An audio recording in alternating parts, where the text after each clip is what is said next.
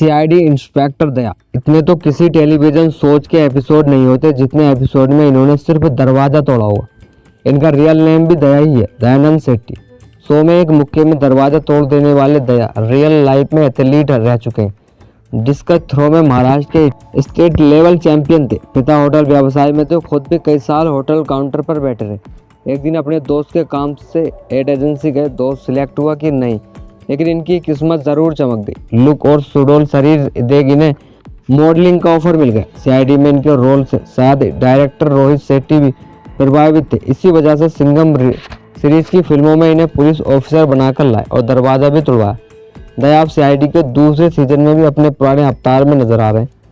आमिर खान 14 मार्च को 60 साल के हो जाएंगे। इस खास मौके पर अभिनेता ने मीडिया से मुलाकात की। मुंबई के एक होटल में मीट एंड ग्रीट के दौरान अभिनेता ने अपनी गर्लफ्रेंड गौरी स्प्रेट को मीडिया से मिलवाया।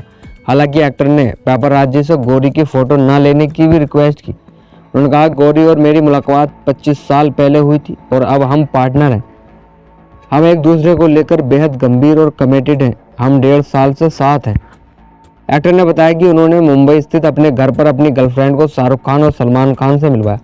गौरी के बारे में अधिक जानकारी देते हुए उन्होंने कहा कि वो बेंगलोर से हैं और प्रोडक्शन हाउस में काम करती हैं। मैं हर दिन उनके लिए गाना गाता हूँ। आदित्य शेट्टी और टीम इंडिया के विकेट कीपर बल्लेबाज केएल राहुल जल्द ही माता पिता बनने वाले। इसी बीच एक्ट्रेस ने बेबी बम्प फ्लॉन्ट किया। एक्ट्रेस अपनी प्रेगनेंसी फेज को एंजॉय कर रही है। उन्होंने अपने पति केएल राहुल के साथ सोशल मीडिया पर कुछ तस्वीरें शेयर की। आदित्य और केएल राहुल ने बुधवार शाम को एक इंस्टाग्राम पोस्ट शेयर की जिसमें एक्ट्रेस ने अपना बेबी बम्प दिखाया।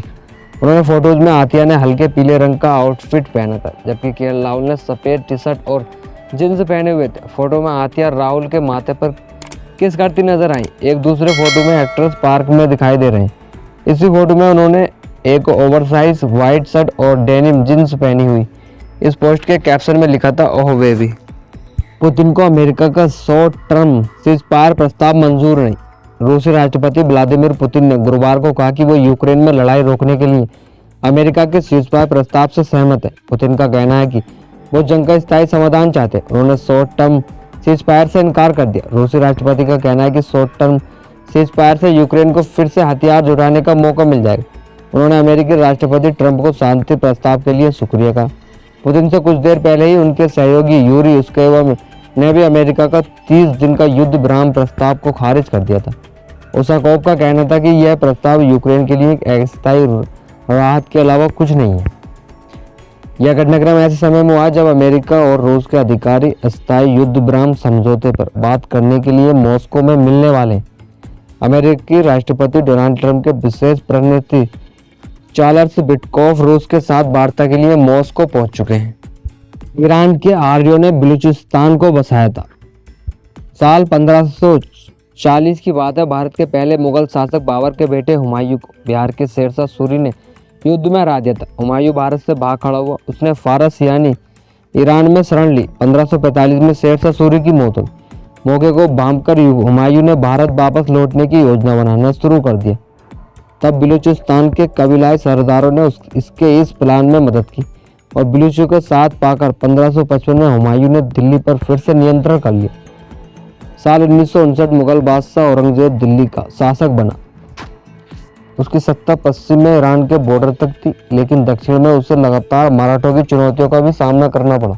असदुद्दीन ओवैसी ने कहा कि मणिपुर में जातीय हिंसा के कारण छात्रों के स्कूल नामांकन में भारी गिरावट की चिंता व्यक्त की और केंद्र से इस मुद्दे के समाधान के लिए कदम उठाने का आग्रह किया। उच्च शिक्षा के लिए बजट पर चर्चा में हिस्सा लेते हुए हैदराबाद के सांसद असदुद्दीन ओवैसी ने कहा कि पूरे देश में उच्च शिक्षा में अल्पसंख्यक छात्रों का नामांकन भी कम हुआ है। उन्होंने कहा कि 26% के राष्ट्रीय औसत के मुकाबले उच्च शिक्षा में अल्पसंख्यकों का नामांकन मात्र 8.1 है।